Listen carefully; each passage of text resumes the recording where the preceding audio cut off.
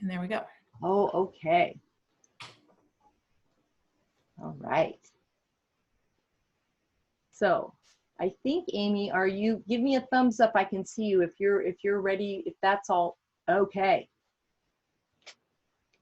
So Gale Ford is our first reader, and Gale is a poet and graduate of Stanford University. She's taught at the Writers Studio San Francisco since 2012 and is now its director. And she says she loves writers and talking about writing in a supportive classroom environment. She's been doing a lot of Zooming lately. So here is Gale Ford. Hi, everybody. Let's see if, I still have you. Okay. So I'm Gale Ford. I'm in Oakland, California. Looking out that window right now is blue sky with a little bit of clouds, which you'll hear about later. Not too long ago, it was dark sky with a few planets and the moon. Okay, so I'm going to read 3 poems. Let's see. The first one is to my biographer. Don't reveal that I am timid and old. Tell instead the picture told by the photograph on my desk of the fresh-faced seeker, optimistic, adamant to find the answer. Don't reveal that as I grow older, I know that all decisions are the right decisions and all decisions are wrong, unequal to the task of lasting happiness. And when I am gone, tell them simply that I baked a good cake, that I could rise to most occasions, that I lived as honorably as I knew how, that I was as generous as fear would allow. Did I say I'm going to read 3 poems? I'm reading 3. Here's number 2. This is in memory of Frank Hawley, who died from AIDS before AIDS had a name. He made everything you can imagine, and he loved language. So this is my channeling Frank a bit. It's called How to Knit a Sock. Shear the sheep and take the fleece. Skirt the fleece and keep the grease wool. Shake off superficial dirt. Scour the wool in hot, soapy water. Dye the wool, try plum, radish, or strawberry, turmeric, yellow onion, or coffee, purple cabbage, or lavender. Let the wool dry. Tease and pick each lock to clean it. Charge a bit of wool on one wood-handled paddle, pull the metal teeth of an empty paddle across it, flip and turn and draw the paddles until the fibers straighten. Fluff into a rolag. Dress a distaff. Wear it on your left wrist. Pull one fiber, fold it around the leader on your spinning stick, weighted with its whirl. Dance the dance of right hand draw and left hand spin, the increasing weight of the yarn in its cop, pulling the spindle towards the ground, spinning wool into yarn. Use a niddy-noddy to make skeins if you choose. Cast the yarn onto knitting needles and begin your sock. And here's number 3. 10,000-foot blue sky. That's the blue sky out that window. Over his right shoulder, a small cloud appears. From nothing to something. We talk about easy things. The cloud doubles in size. I pass him the water, watch it glisten on his lip. The cloud billows at its edges, blows, changes shape. We don't talk about the children we cannot have. Amoeba-like, the cloud divides. With the back of his hand, he wipes his mouth, tells a joke, grins white. The cloud thins, fades, returns to blue. I brush my fingertips against his cheek. A patch of blue breathes white. Out of nothing, something. Thank you. Thank you for all being here. Amy, Susan, Lisa, great conference, great journal, great event. And for all of you who came to listen, thanks. Thank you, Gale. And I think it's really wonderful. I like to begin most of the issues of the Noyo River Review. This is the 8th, have begun with a poem. It just seems like the perfect way to open up and ease your way into a lot of different voices. And it turned out that Gale was the first writer featured in this issue. So it was so nice that she could be our first reader. Thank you, Gale. Gale Ansell. So we were just talking earlier, we have 2 Gales in this publication. Gale Ansell is our second reader. She is currently editing her 2nd novel. She's a 2019 Lit Camper and an MCWC award winner. Her stories have appeared in Whirlwind magazine and a previous issue of the Noyo River Review. Please, everyone, in whatever way you can, welcome Gale. Thank you. I am the other Gale. And Gale, thank you for your poetry. That was beautiful. What a nice way to open. I'm zooming from the coastside in Moss Beach, which is just south of San Francisco. I'm reading from a short story entitled No, No, Yes. My armpits soak with sweat, panic, stinging, late, late, late. Sorry, I was lost. Please take me, I whisper. The front desk lady doesn't look up. Cash or check? The quarters I borrowed from my brother's paper route tip jar clatter loud as a thunderclap onto her desk, hushing the dim room filled to the gills with women. They watch me squeeze into the last seat between a woman with swollen feet bursting apart her sneakers and a skinny girl humming, shifting, jiggling. My chest hurts like I've run 1,000 laps in PE. The clipboard misses a pen. I open my backpack to Polly's PB&J and almost run sobbing all the way back to the train stop. After the line, "Whom is bringing you home after today's procedure?" I lie and write my sister Polly and cross out the grammatically incorrect M. Horrifying questions. No to drugs, no to someone hurting me, no to STDs, the accumulating no's, acing the quiz. Except the worst one is yes, I'm pregnant. I sit on rough paper on a high table in a little room, hands reeking of vomit, forcing myself to sit still, damp hands grasping the disintegrating tissue gown between my legs. I've never been to the doctor without my mother.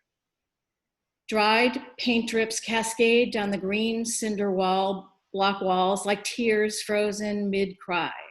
A trash barrel spills crumpled tissue like Christmas wrapping.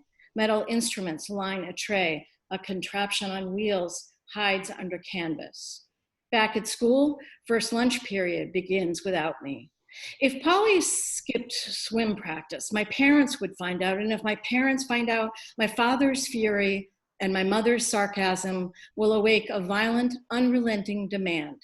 Who did this to you? I didn't even say yes. He never even asked. A man and woman in white coats barge into the room, talking fast in breathy voices, filling my ears with wind. Any questions, she says? Her blonde hair matches her blonde face. One curl jiggles on her forehead. No, I say. Good, she says, patting my arm with a cool, smooth hand. The man rolls on his stool toward me.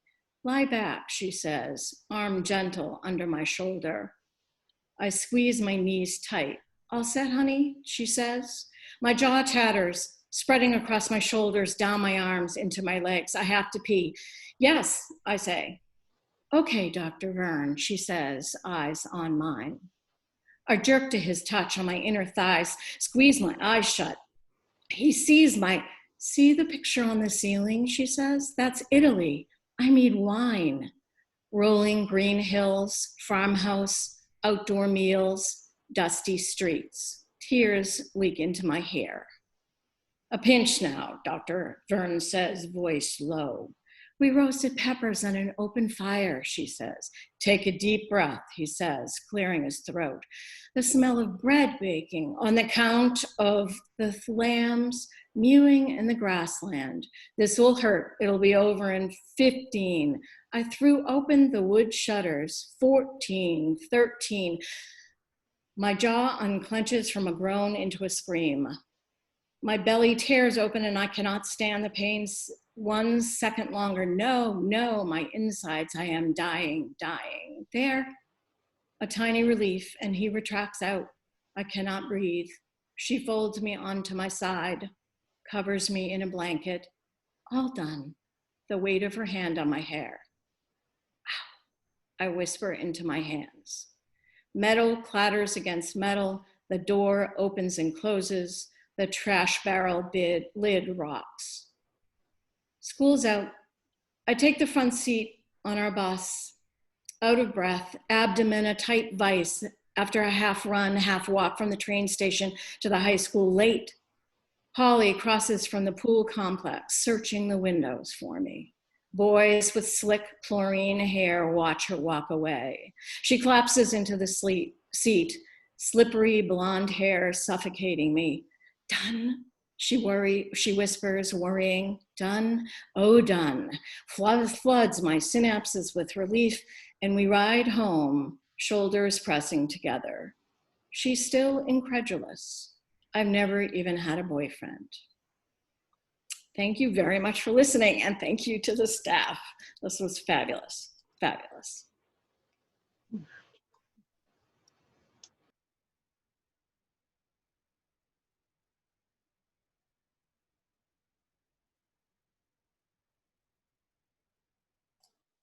Susan, I think you're muted. Thank you. Now am I?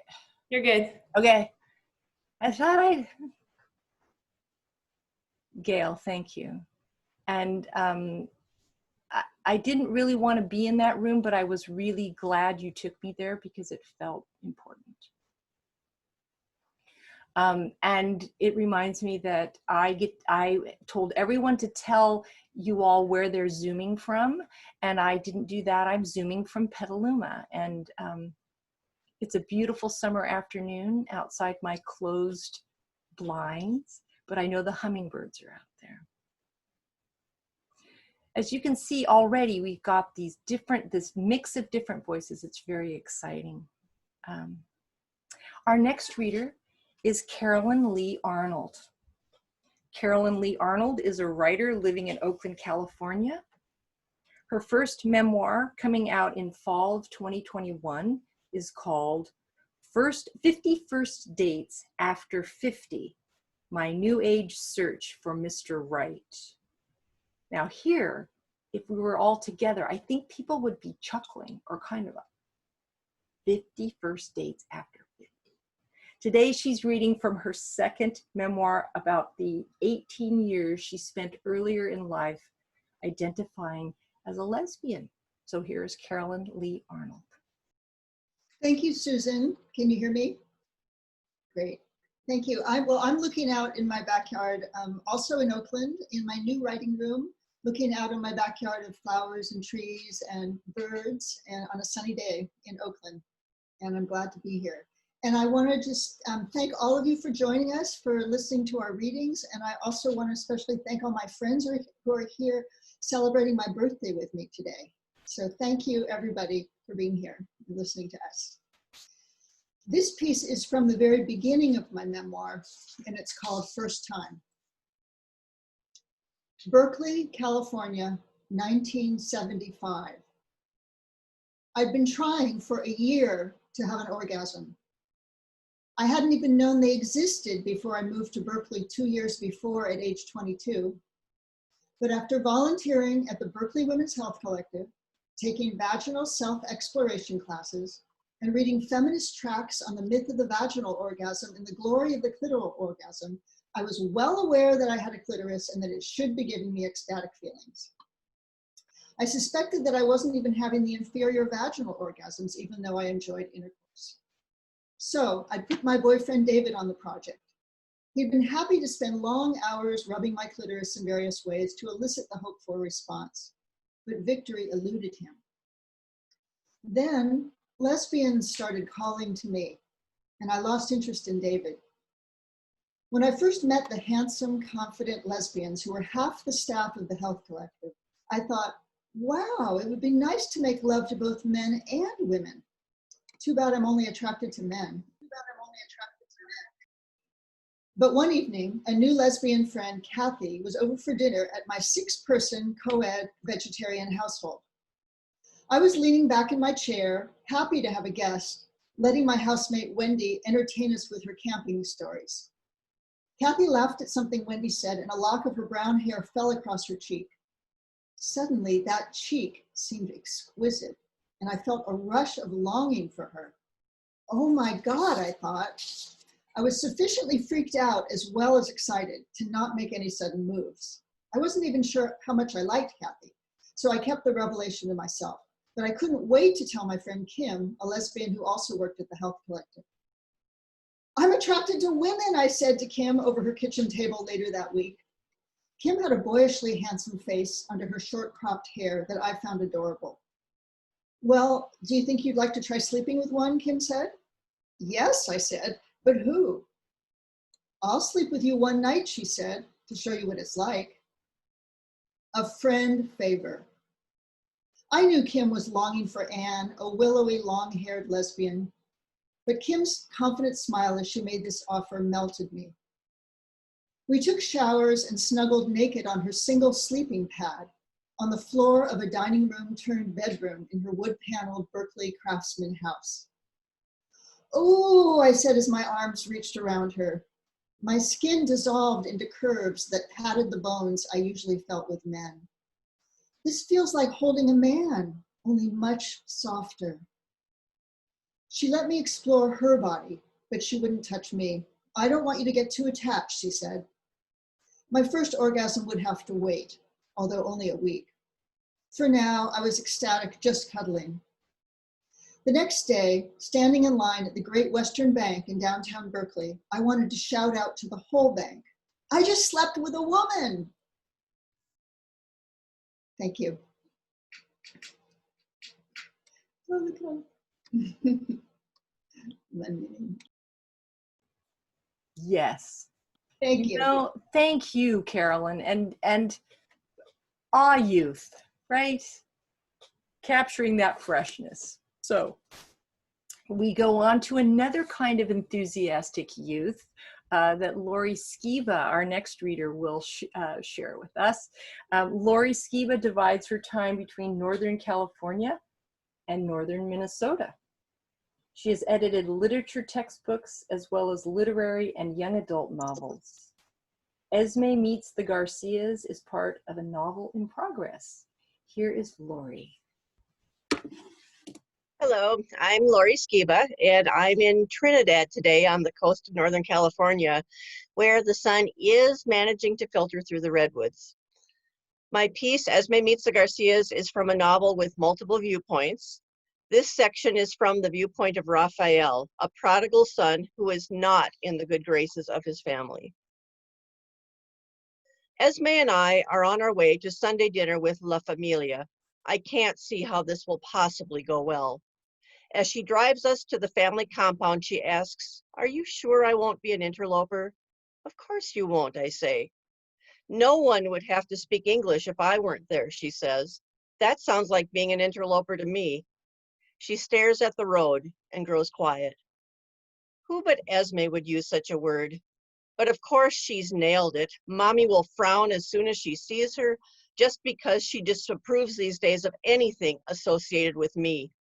Who am I to think I would be welcomed back into the family so easily when I abandoned them, as Mommy would say, to live outside the country like a bum for 3 years? The fact that I sent exactly one postcard is bad enough, but not making it home in time to say goodbye to Abuela before she died is something Mommy can't even talk about. My sister Teresa, who has already met Esme, will be on full alert that I brought her. Siding with Mommy, my brother Roberto and his wife Angie will narrow their eyes when Esme and I try to join them at the table. They'll wonder why Esme is there when I'm not yet welcome myself. But Roberto and Angie's daughter Maria, the niece who adores me and is more hyper happy than a 14-year-old on the cusp of her quinceañera has a right to be, Maria will bask in Esme's presence, certain that she completes me. We call it Mommy's dinner, even though we now gather at Roberto and Angie's bigger house next door, because the kitchen in Mommy and Papi's shoebox house is so small we have to eat in shifts. The Garcias have been gathering around reheated trays of carnitas and tamales from the restaurant, whatever didn't sell on Saturday for years, first at Abuela's house that Mommy and Papi inherited, and now at Roberto's. When the white stucco palace next door went up for sale, Roberto snapped it up, and it continues to look like a show-off next to the house where we all grew up. The only thing I like about Roberto's house is that one day it will go to Maria. As soon as it does, she plans to paint it orange and pink. Esme parks the car and looks out the window, not at me. All we have to do is exchange small talk, eat, and leave, I say, and give her a quick kiss. Then we'll have the rest of the day for ourselves. Do they even know I'm coming, she asks. Sure. What I don't tell her is that when I mentioned it to Mommy and Roberto, Mommy said, I hope you know what you're doing, meaning you don't have your act together even to have a girlfriend. Roberto likes new people to make the grand entrance, so I don't bring Esme through the kitchen.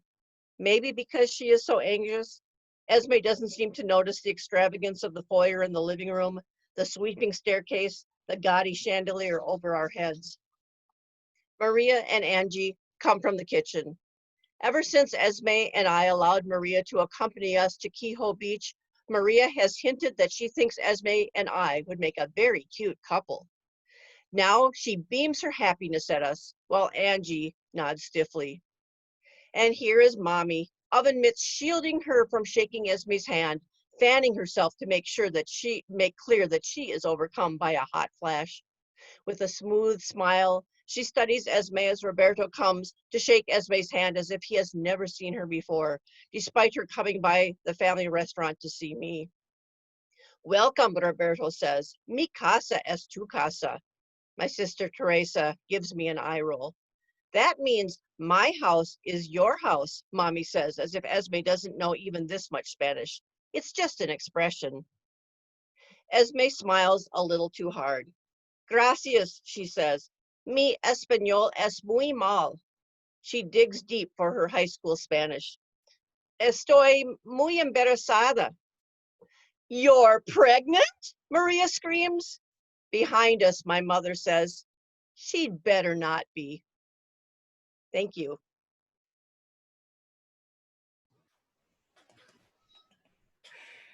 Yes, that the little language barrier there. So thank you so much, Lorie. Julie Ushio is our next reader. And she has been published in Bamboo Ridge and Permafrost. Her novel, Persimmons, is based on the life of her maternal grandmother, who after an arranged marriage in Japan, followed her husband to America. Julie may be one of the few people living in Honolulu who has a vacation home in Nebraska. So here's Julie Ushio. Hi, I'm Julie Ushio, and I'm zooming from Honolulu, Hawaii. And when I look out my window, the trade winds are blowing through the palm trees and a light mist is blowing down the valley. So again, today I'm going to read from Persimmons, my novel, and I'm going to start at the beginning and read from chapter 1 and then cut to the end of chapter 1. When my father told me I would marry Nobuo Aoyama and go to America, I put my teacup on the table and bowed to him, closing my mouth and swallowing my words, for I was taught that a girl must obey her parents. As a wife, she must serve her husband, and as a mother, she must bow to her son when he is a man. Lessons like these were fed to me like sticky rice cakes that clung to my teeth and sank into my stomach giving me sustenance and weight. We had finished our evening meal and were sitting on the veranda. Cicadas buzzed in the trees overhead. The late afternoon sun still warmed the wooden floor. Father had loosened his kimono and sat leaning against a post with one leg extended, the other drawn up, his elbow resting on his knee. Mother, my younger sister Kame, and I sat in front of the open shoji doors in a straight line, like birds on a wire. I had just poured myself another cup of barley tea when Father spoke. Haru. Although he didn't look at me, I jumped at his voice. He seldom spoke to me and rarely called me by my name.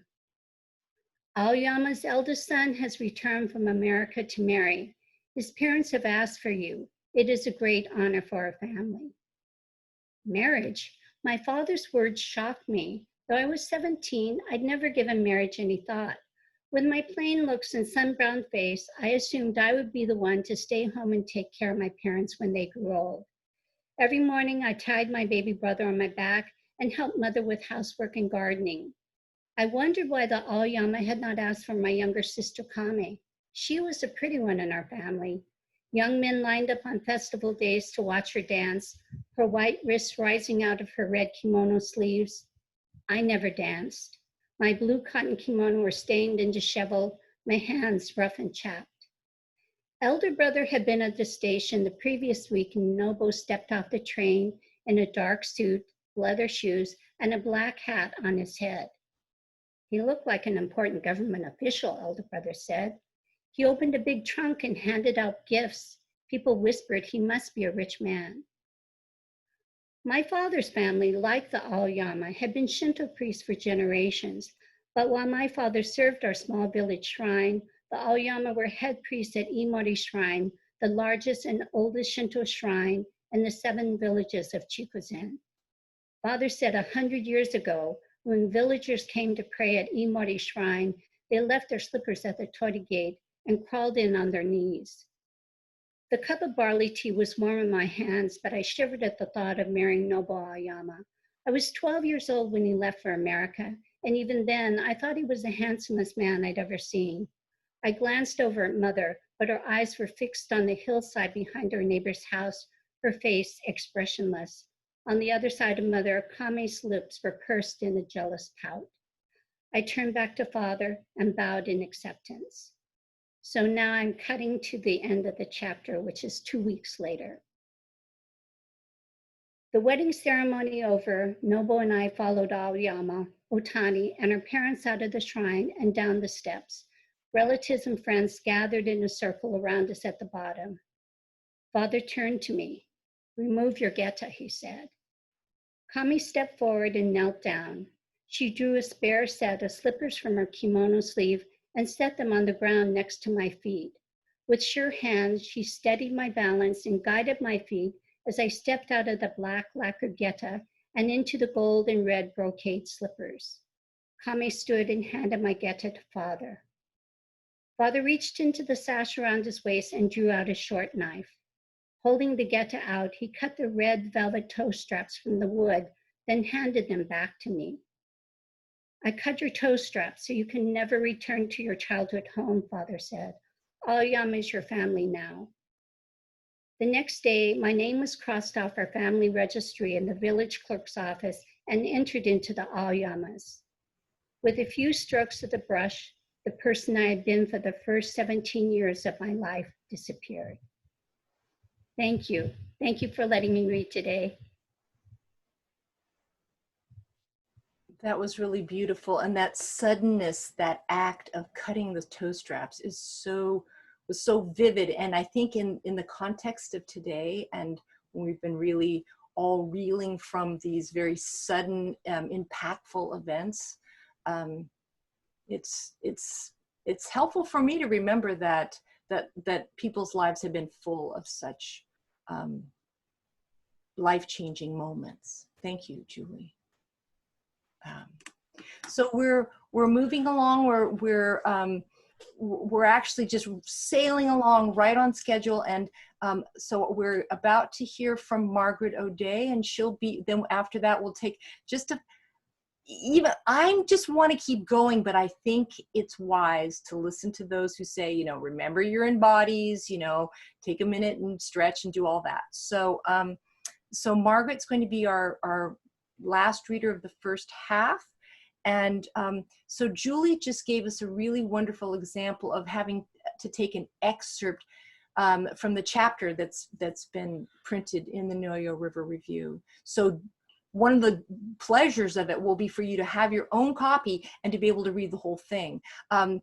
There are also examples like the poems that we heard today, and then this next piece from Margaret.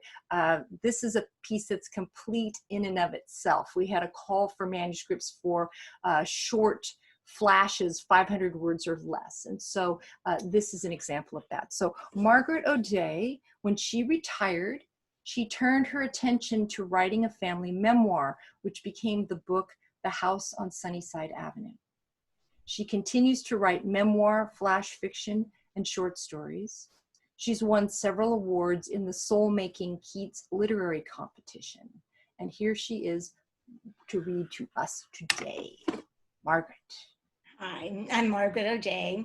I'm speaking from San Francisco, California, looking out at St. Mary's Cathedral and Telegraph Hill and a blanket of fog eclipsing the top of Telegraph Hill. I'm going to read a flash fiction piece called Lost, Perhaps Misplaced. I've been thinking about dresses lately. More to the point, I've been thinking about one particular dress and wondering whatever became of it. It was a red, silky, princess-style coat dress with a white Peter Pan collar.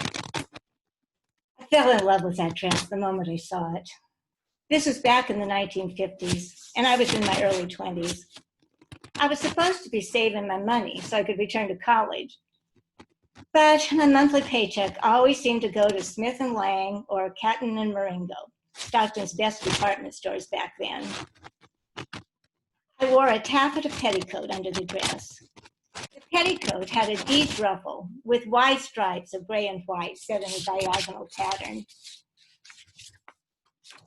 The whole point of a petticoat like that was for it to show, to peek out from under the skirt when you were sitting or walking. It must be said, that petticoat and dress were very stylish. In the 1950s, we wore a lot of dresses with full skirts, and we always wore petticoats underneath. They made the skirts even more voluminous. We'd also discovered something called the Merry Widow, a modern version of 19th century corsets. Merry Widows could cinch in your waist and hips by an inch or more. I wore a Merry Widow along with my striped taffeta petticoat under that red dress. This may sound strange, but I have no recollection of where I ever wore the ensemble. Maybe I just flounced around the house in it. I have an old friend named Bob who used to throw great parties in the 70s and 80s. This was after I'd moved to San Francisco. When I was at Bob's house recently, he dragged out some old photos filled with pictures of past parties. I looked through the albums and commented, I don't remember any of the clothes I was wearing in those pictures. And yet, I have a vivid memory of a dress bought decades earlier and maybe worn nowhere. I have no idea what this means. At one of Bob's parties, I met a tall, attractive Texan named John, who spent a good part of the evening flirting with me. I must admit, I thought this might be the beginning of a nice romance. But this little fantasy was dashed the next morning when Bob called me, and in his cattish voice said, "Guess who spent the night with me last night?" Bob and John lived together for several years before John vanished from our lives. They threw sophisticated little dinner parties, regaling guests with tales of their travels. Eventually, though, the romance ended. Who knows why? Whoever knows why? The parties came to an end when Bob had a stroke and turned into a curmudgeon. He became cranky and disagreeable. He began walking awkwardly with his cane. As for me, I rarely go to parties these days, and I never wear dresses at all. Thank you.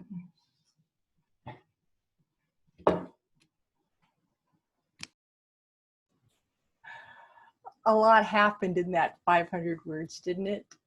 One of the joys of those short pieces. So again, let's just take a 5-minute break. I'm going to set my timer, and I'll call you back. You'll know when it's time. So anyway, we'll catch you in a few.